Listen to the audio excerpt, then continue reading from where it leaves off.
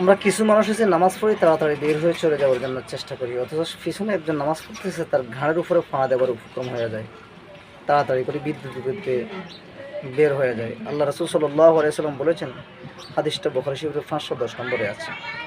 নবীজি বলেন, কেউ যদি জানতো নামাজের কাতারের সামনে দিয়ে যাইলে কি ক্ষতি, তাহলে 40 বছর পর্যন্ত সে ব্যক্তি দাঁড়িয়ে থাকতো। আর অথচ আমরা নামাজ শেষ করে তাড়াহুড়া করি। তাড়াহুড়া করা কিসের কাজ জানেন? মসজিদে যতক্ষণ অবস্থান করবেন ততক্ষণ তো সওয়াব। তো যেহেতু আপনি চলে যাবেন নামাজ শেষ হয়েছে, একজন দিনী ভাই পিছনের কাতার নামাজ পড়তেছে, কয়েকজন ভাই নামাজ পড়তেছে, আমি কোন বুঝে তাদের নামাজের সামনে দিয়ে কাতারের সামনে দিয়ে বিদ্যুৎ গতিতে পার হয়ে যাচ্ছে? এটা কি মানুষের পরিচয় হইতে পারে? ইনশাআল্লাহ আমরা ধৈর্য ধরব, নামাজ সমাপ্ত হলে তারপরে যাব। আর যদি একান্ত প্রয়োজন হয়, নিশানা আছে, এগুলো সামনে দিবেন, প্রত্যেকটি মসজিদে আছে, এই নিশানা দিয়ে আমরা তার নামাজের সামনে দিয়ে আস্তে ধীরে বের হয়ে যাব।